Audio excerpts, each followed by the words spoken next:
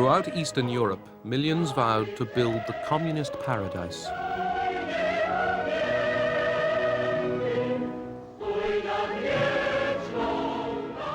They toiled to carry out orders and plans dictated from Moscow.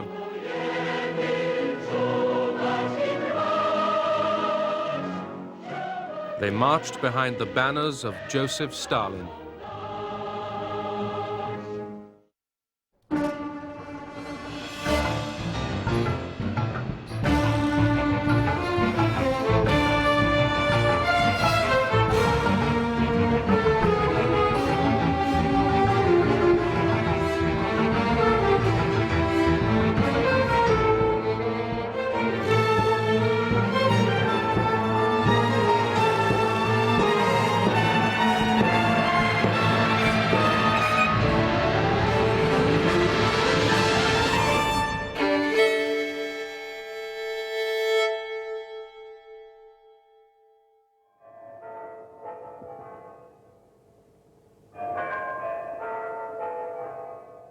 March 1953.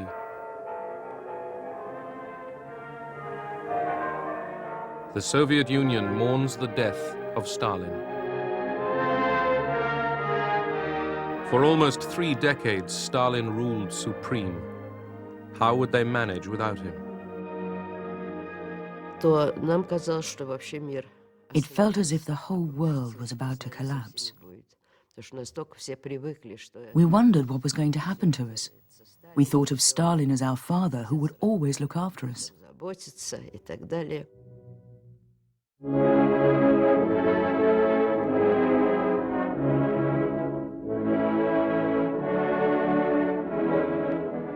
Stalin died without naming a successor.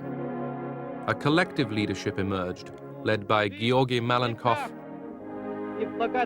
Lavrenti Beria, Vyacheslav Molotov, and Nikita Khrushchev.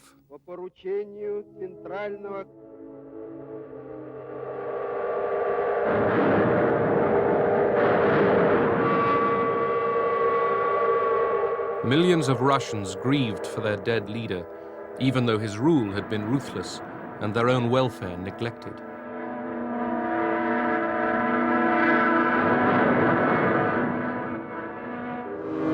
Stalin had transformed the Soviet Union into a superpower, but at his death, relations with America and the West had seldom been worse. For 10 years, the world has been dominated by the malignant power of Stalin.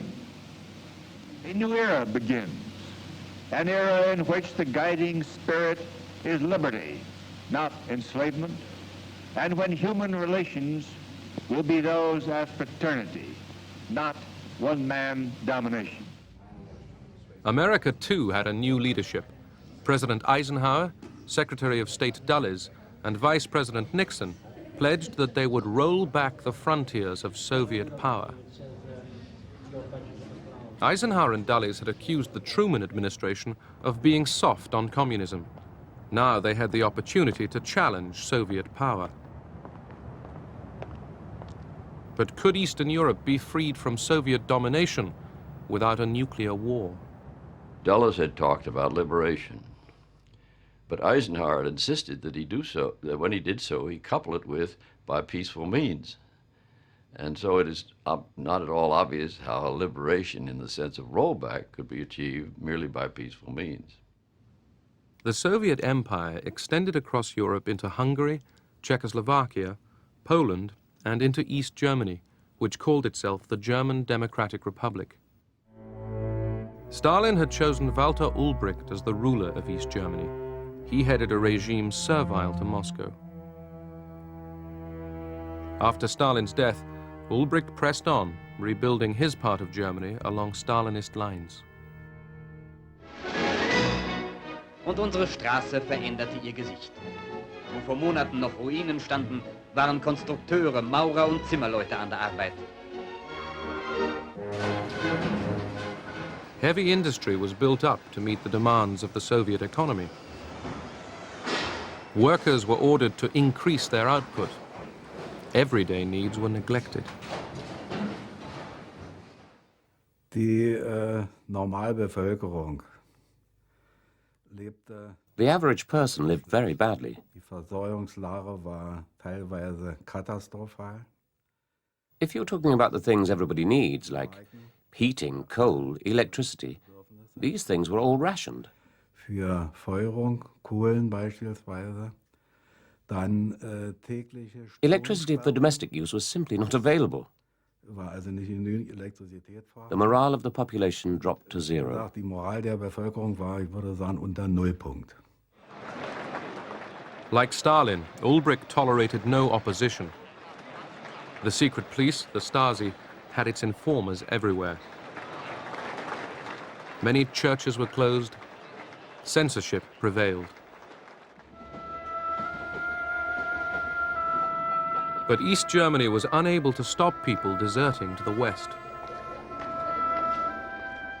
Travel to the British, American, and French sectors of Berlin was open to East Germans. Thousands simply packed their bags and left. The flow of East German refugees to sanctuary in the western sector of Berlin reaches record proportions with news of the death of Stalin. Conditions are none too comfortable for these people, but they are happy to be beyond the reach of the Reds.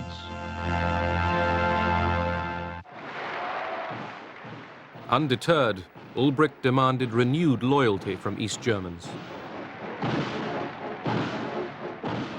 Alarmed, the new leaders in the Kremlin ordered Ulbricht to soften his rigid policies. He complied only half-heartedly. The hated production quotas remained in place.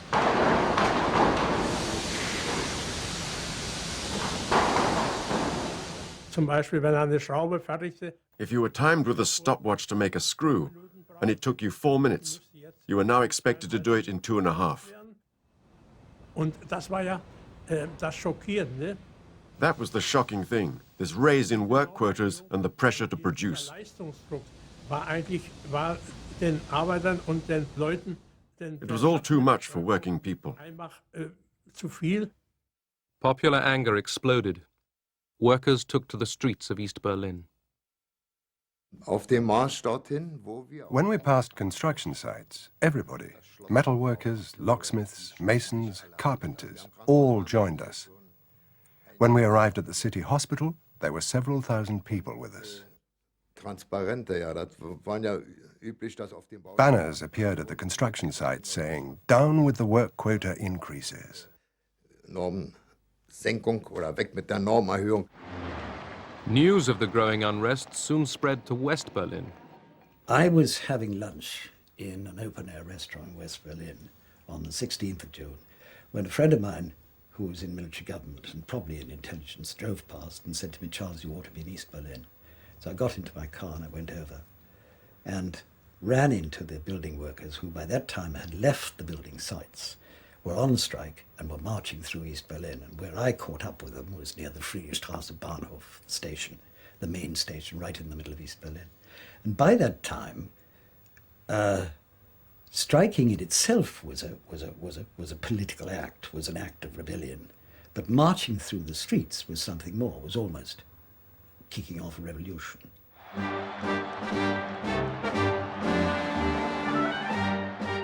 Strikes and mass demonstrations erupted in East Berlin and throughout East Germany. Demonstrators tore down the symbol of Soviet domination, the hammer and sickle.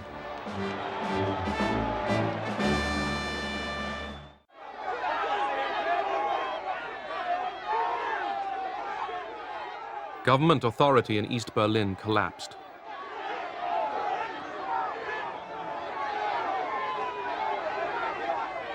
A senior East German communist, Karl Schördewan, was horrified. Ulbricht, Grete-Wohl, Herrnstadt and a few others were all inside the Soviet headquarters at Karlshorst. They just sat there and talked among themselves, but nobody made any decisions. Nobody called for a meeting of the Central Committee. I thought the party was leaderless. The demonstrators vented their anger on all visible reminders of communist rule.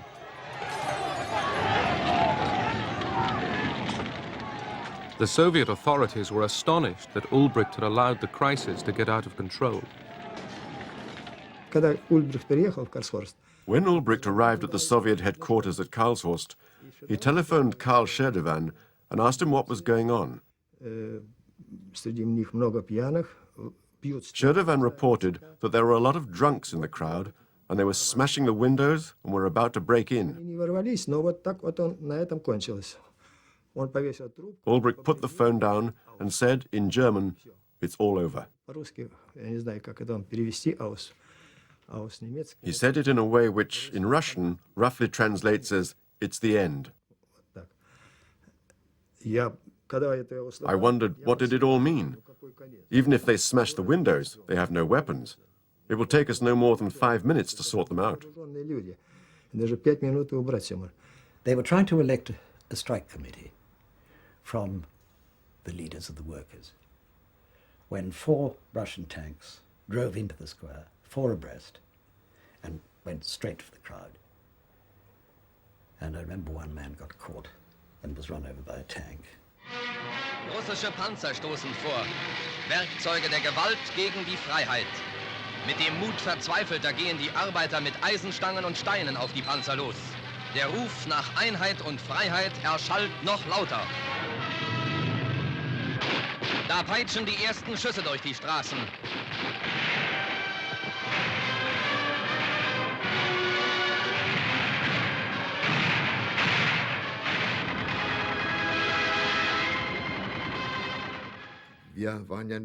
We couldn't do anything against the tanks with our bare hands and stones. As soon as the firing started, people began to drop down, wounded or dead. The shooting broke up the demonstration. For us, the dream of freedom was over. Soviet troops quelled the revolt throughout East Germany. At least 40 people were killed and thousands were arrested.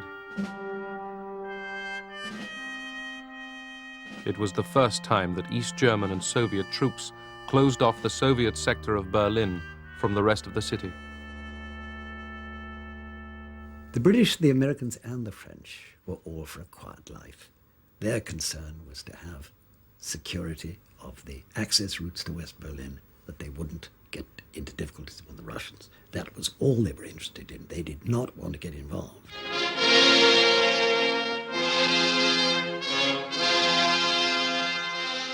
With the situation stabilized, East Germany's rulers set off for Moscow.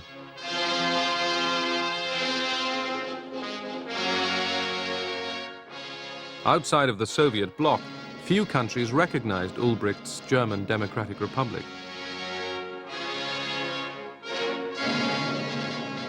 In the Kremlin, the ubiquitous Molotov signed another agreement with the Germans. Stalin's old cronies, Malenkov, Voroshilov, Khrushchev, Bulganin, Mikoyan, and Kaganovich decided to stick with Ulbricht.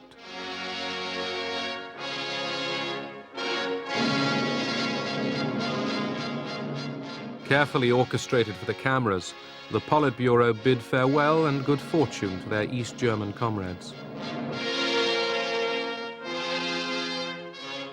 One person was missing, Stalin's secret police chief, Lavrenti Beria. The Kremlin claimed he spied for the West. Later that year, he was executed.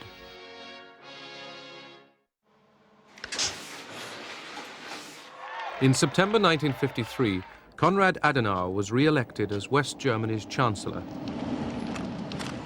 Adenauer wanted his half of Germany to become a partner in NATO, the West's military alliance. We wanted a strong NATO as a defensive barrier against the Soviet Union.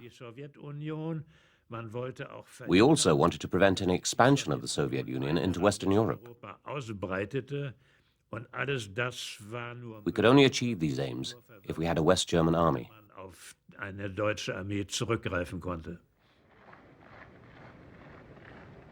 With American backing, Adenauer persuaded Britain and France to let their former wartime enemy into NATO.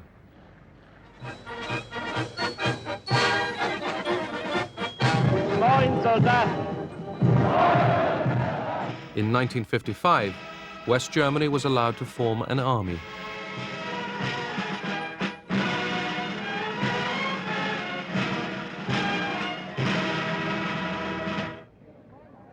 The Soviets quickly countered West Germany's admission into NATO by forming their own military alliance, the Warsaw Pact.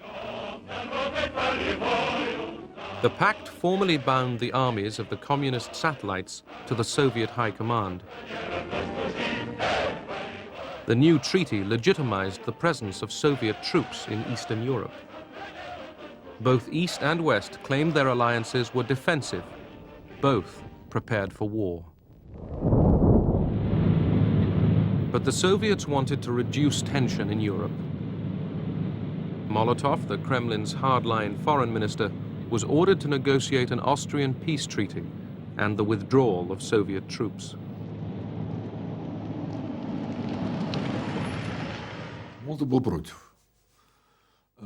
Only Molotov spoke against it.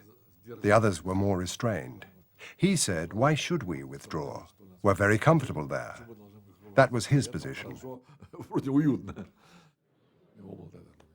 But most of the Soviet leaders disagreed with him and thought we had to make a goodwill gesture and start talks in Europe. In Vienna, Molotov joined John Foster Dulles and the British and French foreign ministers in signing a peace treaty. Österreich ist frei.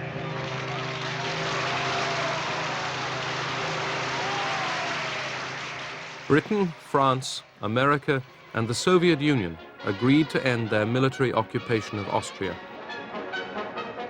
In return, the Austrians promised permanent neutrality.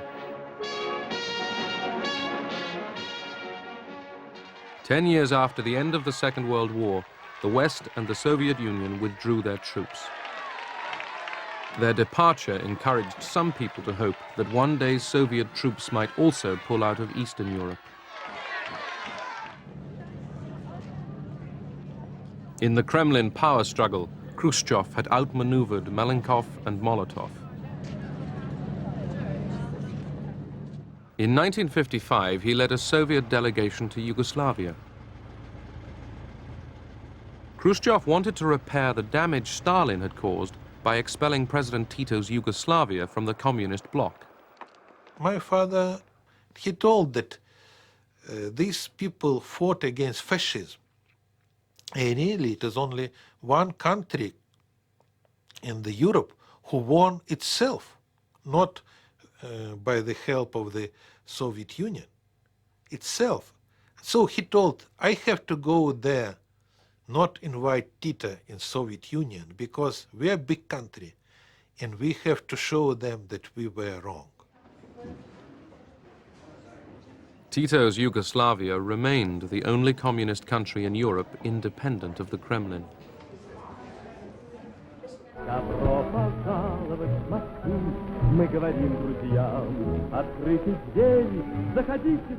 Inside the Soviet Union, Khrushchev wanted to overcome the legacy of Stalinist terror and hardship. He put more resources into the production of consumer goods and housing.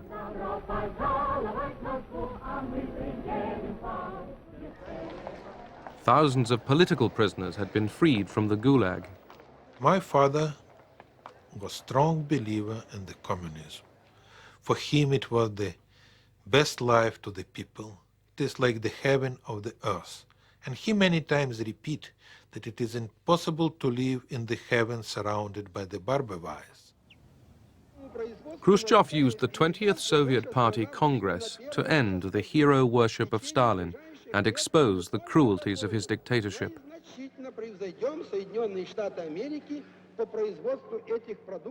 During a secret session, Khrushchev made a speech that astounded everyone present. When he made his speech, people in the hall started to groan.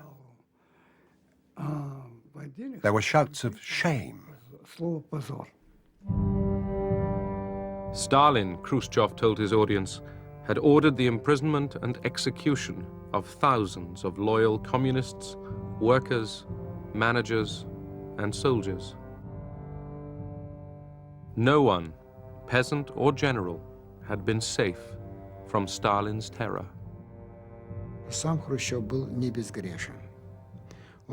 Khrushchev himself wasn't without guilt. He had played an active part in Stalin's repressions in Ukraine and in other parts of the country. И поэтому у Хрущева не было морально-нравственного права. He had no moral right to speak about Stalin as if he himself was pure.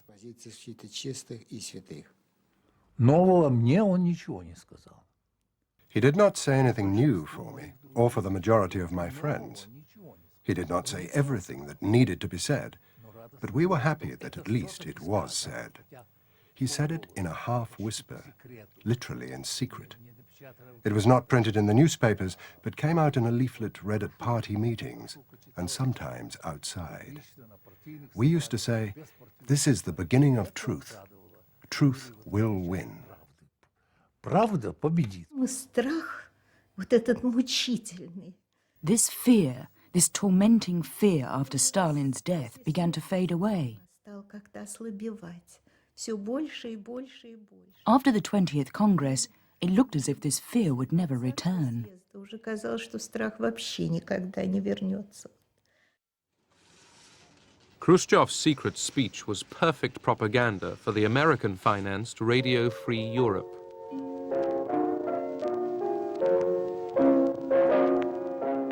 The text of Khrushchev's speech was broadcast after the CIA received a copy from the Israeli intelligence service.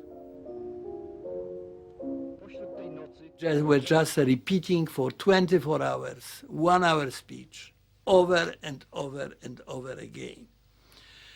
And this was to the party people who were brainwashed, were led to believe, and they did believe, that Stalin is God, that he couldn't make any mistake. Everything he did was infallible. Suddenly, their faith, their religion collapsed.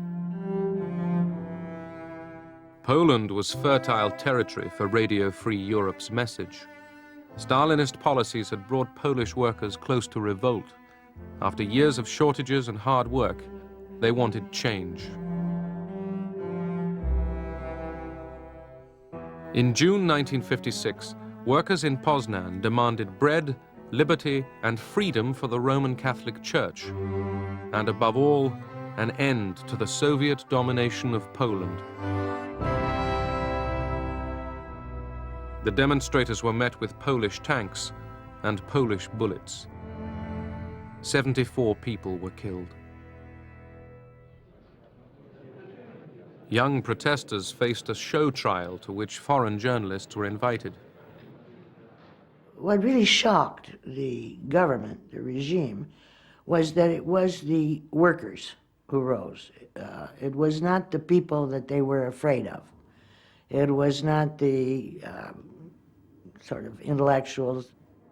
It was not people involved in politics. It was real workers, and they were disgusted.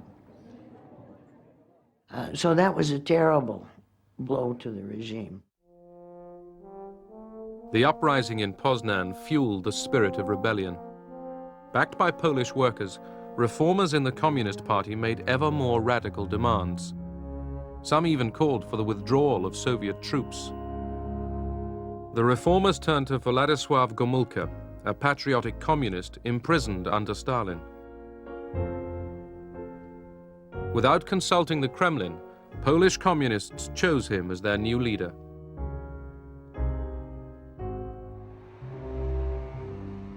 Fearful of an anti-Russian revolt, Moscow ordered Soviet troops to advance on Warsaw, and Khrushchev flew to Poland to teach Gomulka who was boss. We were both horrified and amused because he behaved in a very strange way. He was running around and shaking his fist. He accused us of wanting to break away and said they wouldn't allow it. He was behaving very badly. While Gomulka and Khrushchev argued, Soviet troops positioned themselves, ready to strike. America looked on. You're about to see the Secretary of State, John Foster Dulles, face the nation with questions from veteran correspondents representing the nation's press. On the 17th of June, 1953, Mr. Secretary, the people of East Germany rose against the communist regime, and the Russians were able to come in and suppress the uprising by means of armed force. We, at that time, sat back and allowed this to happen. Would we sit back again in a similar fashion if this kind of uprising were to take place in Poland? Well, I do not think that we would send our own armed forces into Poland or into East Germany under those circumstances. I doubt if that would be a profitable or desirable thing to do. It would be the last thing in the world that these people who are trying to win their independence would want. That would precipitate a full-scale world war, and probably the result of that would be all these people would be wiped out. Because he had the backing of the Polish army and the Polish people, Gomulka won his argument with Khrushchev. Gomulka promised that Poland would remain a loyal member of the Warsaw Pact. In return, he secured greater freedom of action in Polish domestic affairs. As Soviet troops were ordered back to barracks, Gomulka addressed the people.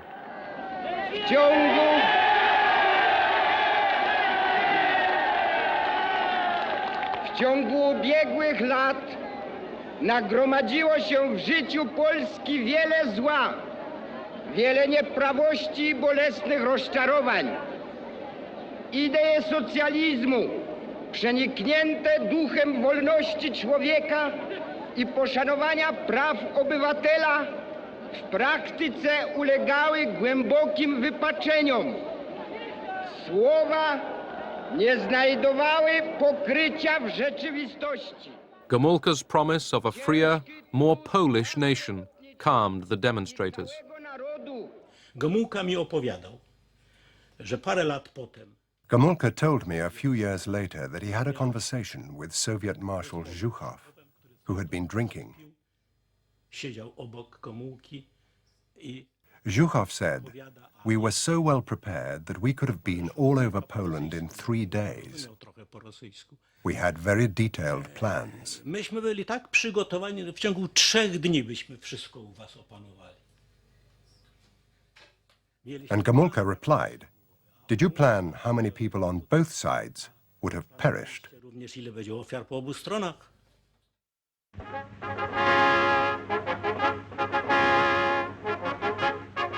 Marx, Engels, Lenin, Stalin zászlaja alatt előre a béke a népek szabadságának szent ügyéért. After Stalin's death, Hungary had remained under the ruthless dictatorship of Matyas Rákosi. It was a saying at that time, it was like a joke. There's only 3 kinds of people in Hungary: who was in jail, who is in jail, and who will be in jail for political reasons. Like Stalin, Rákosi killed and imprisoned his rivals, but people were expected to cheer and conform.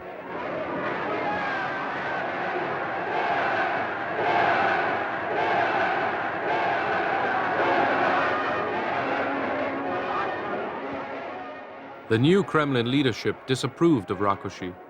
A senior Soviet official was sent to deal with him.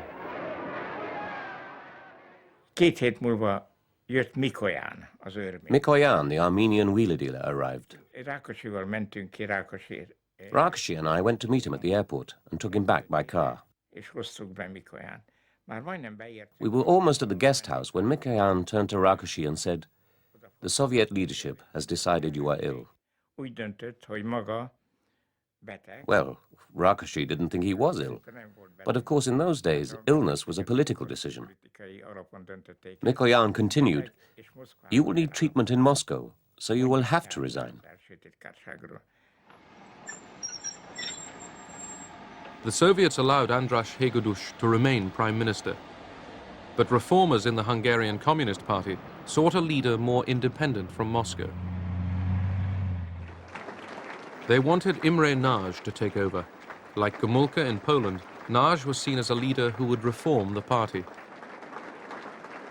The Soviet embassy in Budapest was uneasy. Ambassador Andropov sensed the possible danger and warned Moscow. He sent a lot of telegrams, he made phone calls, and even went to Moscow himself. He tried to warn everybody, but it was all in vain. Khrushchev thought he could cope with the situation.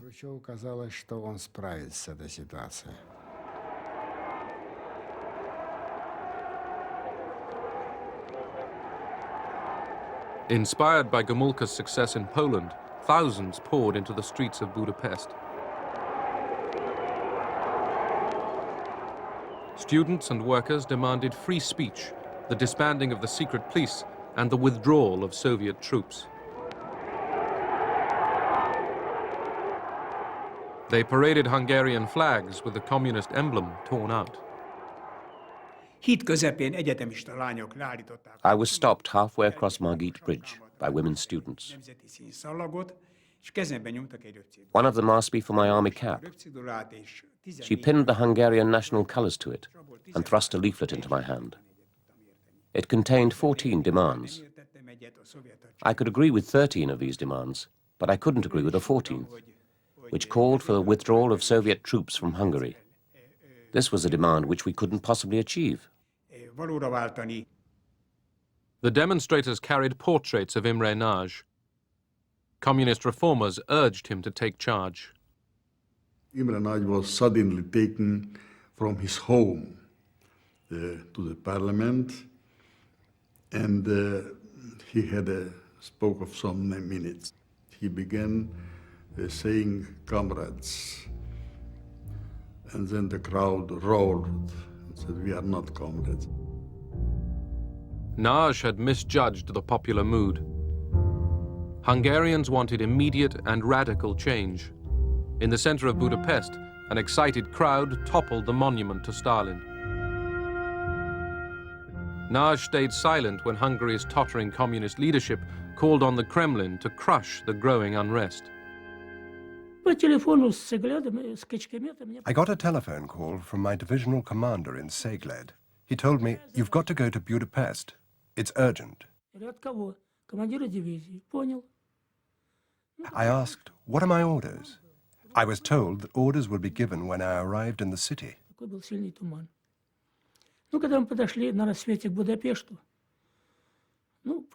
We were approaching the city as dusk fell. We thought that all that was needed was a show of force. Then I heard a machine gun open fire and the screams of a man who was wounded or dying. Then I realized that things were going to get serious.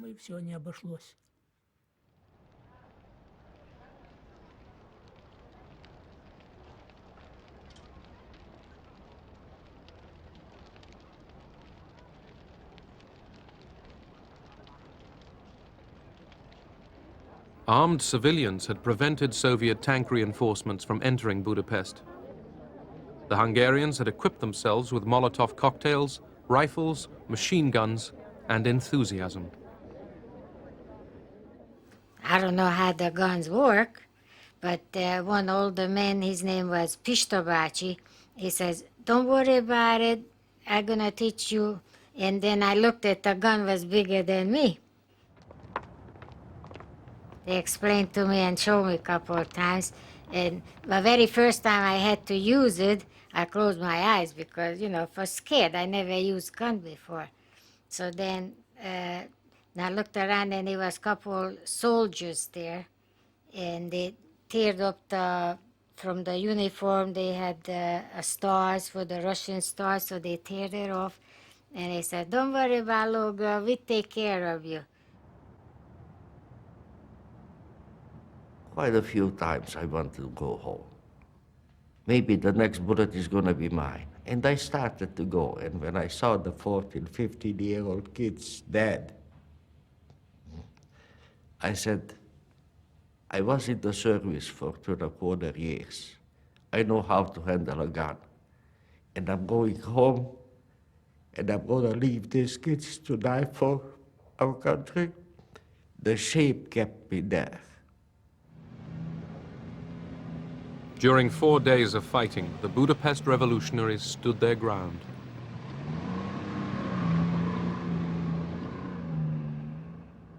There were heavy losses on both sides. Imre Nagy arranged a ceasefire.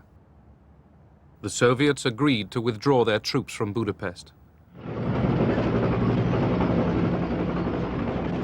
The Kremlin hoped Nagy, now Prime Minister, could restore communist authority. But the patriot in Nagy was taking over. Cautiously, he decided to back the Hungarian revolutionaries. Magyarország népe a múlt héten tragikus gyorsasággal törekvett a véres események. De az is vitathatatlan, hogy ezekben a megmozdulásokban elemi erővel bontakozott ki egy nagy, egész népünket átfogó és egyéforrasztó nemzeti demokratikus mozgalom. A Nagy Imrét, én megmondom önnek őszintén. I'll tell you quite honestly, and this is not only my opinion, this is what every revolutionary thinks, at least the ones who dare express their opinions. Nagy Imrét mi csak akkor. We only recognized Imre Nagy as our prime minister when he actually acknowledged the revolution. Amikor ő fölvállalta, és nem azt mondta. He announced, "This is not a counter-revolution. This is a fight for freedom." Forradalom van, hanem azt mondta, hogy ez szabadságharc. During the fighting in Budapest, many people had taken refuge in cellars. As they emerged, they found much of their city in ruins.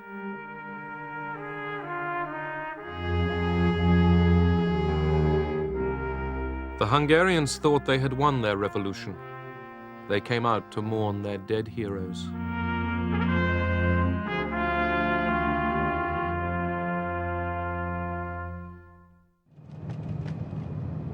Western correspondents flocked to Hungary to report on a victory. What do you hope will happen now? We hope that our country will be entirely free and we can work and we can have free connections with West. People were enormously optimistic that life had changed. Everywhere in the country, the Hungarian tricolour was flying with the middle torn out, the communist emblem torn out. It seemed to be, a completely liberated country. Many Hungarians looked to America and the West to guarantee their revolution. Behind me is the Blue Danube in Budapest. The scene is calm enough here, but the rest of this city is in a bloody turmoil. For more than a week, the Hungarian rebels have been attacking the signs of Soviet tyranny.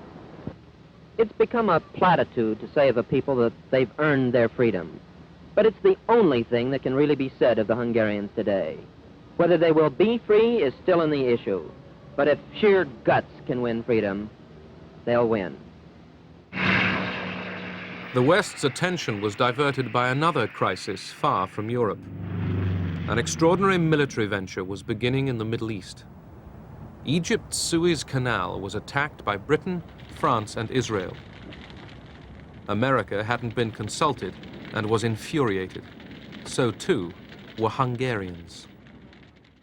We went to interview the head of the resistance in Greer, which is the main town in Western Hungary. And he gave us an interview. And then he said, "You have wrecked, you the British, and of course the French, have wrecked our rising by starting a war in the Middle East. This will put the Russians in a position where they can in fact act with impunity because the world's eyes will be on the Middle East and not on Hungary." So they were angry.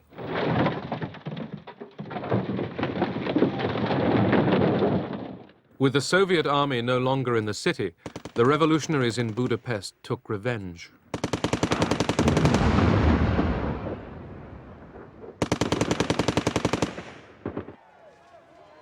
Communist Party offices were destroyed.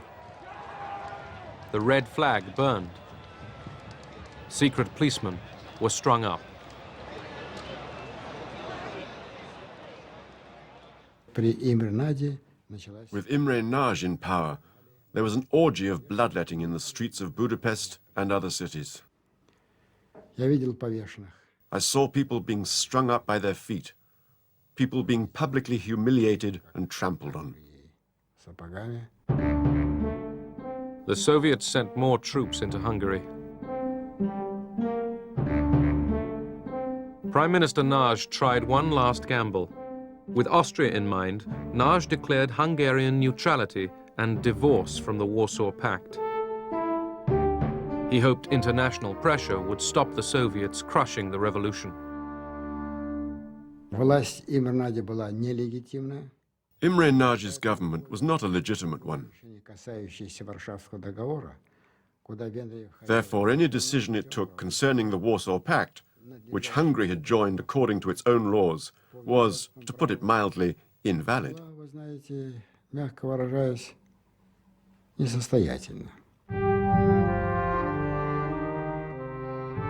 Other communist states, especially China, were urging Khrushchev to use force. It was a very complicated decision to my father. As he told, for 3 or 4 days, he talked with the Chinese, with other representatives, and one time they decided not to use force, then they told, no, we have to use force, yes, no, yes, no. At last it was decision, yes, to use it. We were told to get ready to re-enter Budapest because the terror had started. We were not a force of occupation. Instead, we were going in as saviors to protect the people from banditry and terrorism. We knew that the Americans might also enter the city from the west. We asked our divisional commander, could this mean war? He said, yes. This could be the beginning of World War III.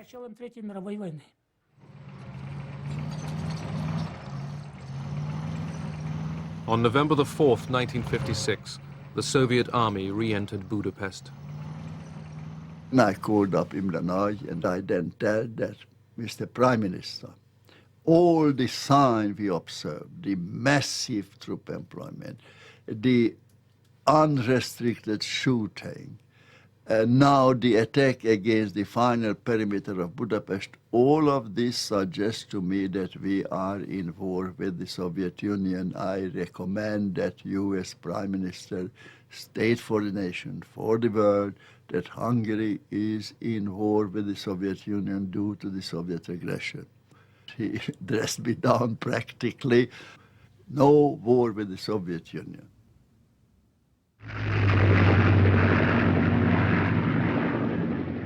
Khrushchev had ordered the attack after the Americans had let him understand that as far as Eisenhower was concerned, Hungary belonged in the Soviet sphere of influence. Too late, Imre Nagy appealed to the world. Nagy Imre beszél, a Magyar Népköztársaság minisztertanácsának elnöke. Ma hajnalban a szovjet csapatok támadást indítottak fővárosunk ellen, azzal a nyilvánvaló szándékkal, hogy megdöntsék a törvényes magyar demokratikus kormányt. The Hungarian fighters waited in vain for Western help. And the fact that if the West intervened, it ran the high risk of it generating a world war, really meant that we didn't want to see physical uprisings. And the policy, at least, was don't create any hopes on the part of the satellite countries that we will intervene. Radio Free Europe, and they were saying, hang on to 3 weeks, 3 more weeks. We come in, we help you. So we fight for the last bullet, the last drop of blood we was holding on to. And what happened was they was lying to us. Nobody came. The Hungarian Revolution was crushed. Thousands were killed in the fighting. Imre Nagy was executed.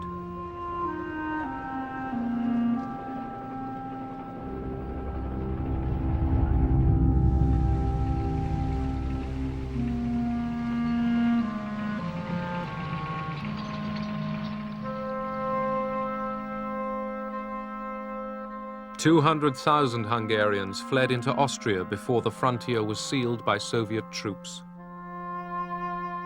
The millions who stayed behind in Hungary were prisoners.